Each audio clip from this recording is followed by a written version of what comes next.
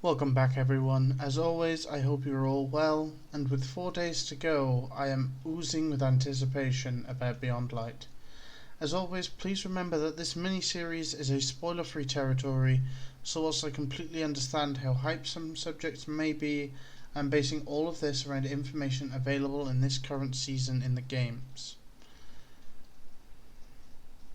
And now moving forward onto today's subject. Now, fair warning, it's likely to be a shorter one, but I wanted to cover it because of the importance around this character as a whole. Today I will be discussing about Uldren Sop. Well, actually no, I'll be discussing about the Guardian who inhabits the body formerly belonging to Uldren Sop. This guy is not this guy.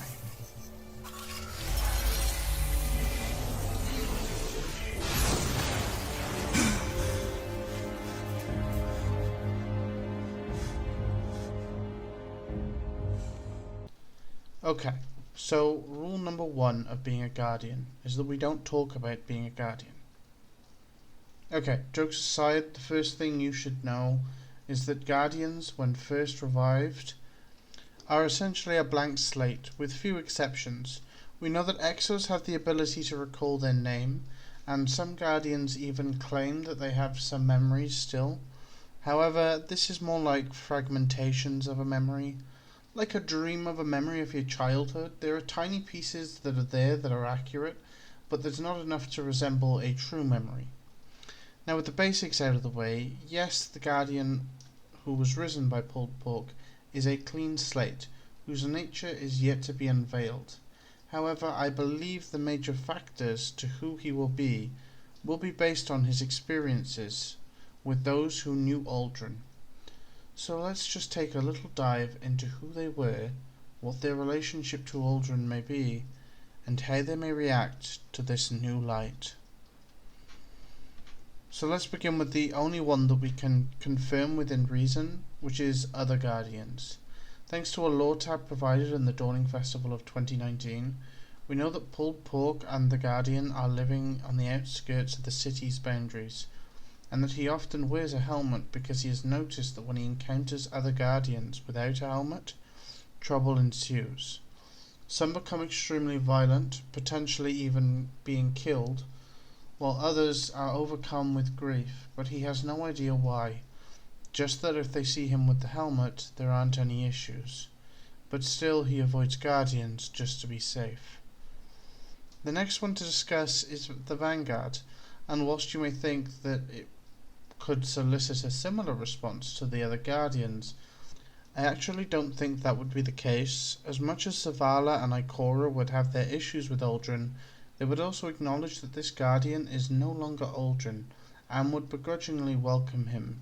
Further than that, the evacuation quest this season showed us lore tabs at certain stages. This one in particular that stands out is Anna Physics. You believed in me. Rasputin was my job. Yes, and he still is. A job for the future, Zavala said and sipped his drink. Now we have a new job. Eris needs our support. Tell me everything isn't over. When Cade passed, I saw the fracturing of the Vanguard as a path towards the inevitable failure. Still, it has proved impossible to fill his seat. I believed I would be too weak to lead without the balance added by his unique perspective. As it turns out, his life was but one in an eternity of choices. Zavala, I don't want relax. I'm not offering you the job, unless you killed Cade, and we've had the wrong man this whole time.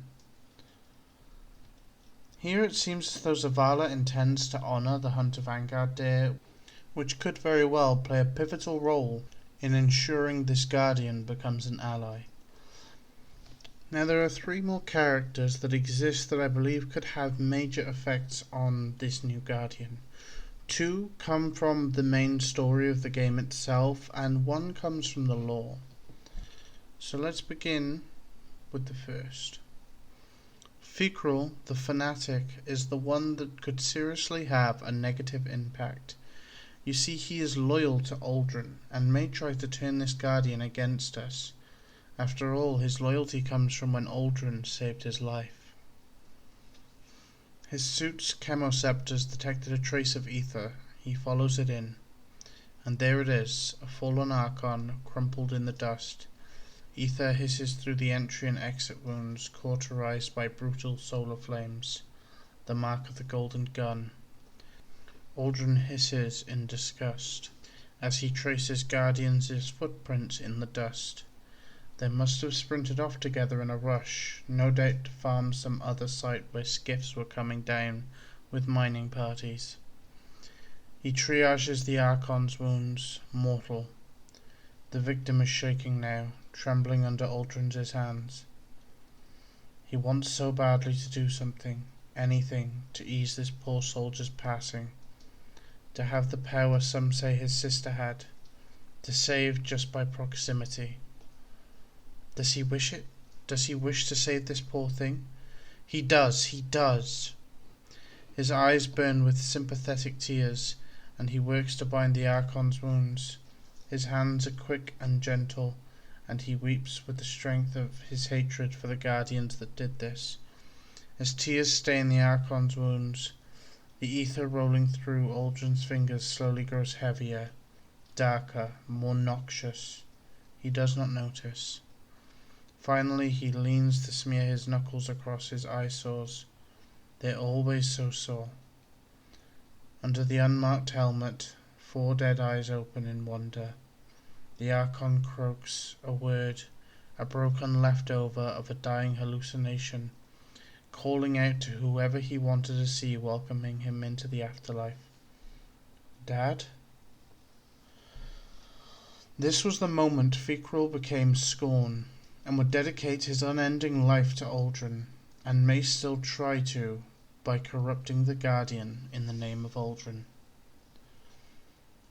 The other one from within the story is Mara, and honestly, trying to gauge her response will be difficult, as Mara almost never reveals her true intentions or feelings on an initial level.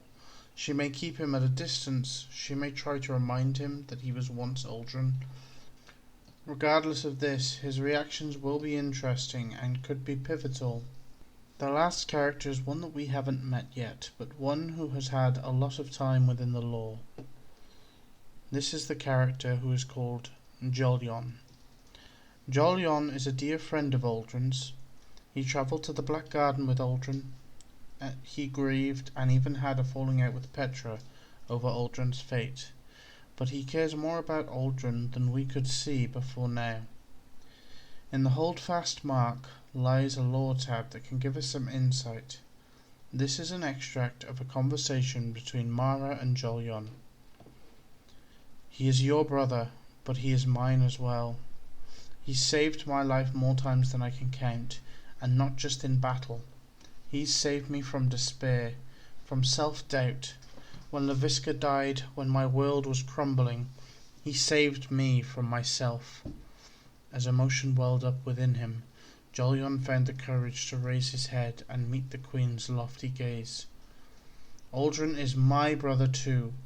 I love him, and I would follow him anywhere. I would follow him into death if he asked, just as he would for you, and if you call that treason, so be it. As you can see, Jolyon's loyalty to Uldren is infallible, but will it remain so when he discovers that he is now a Guardian?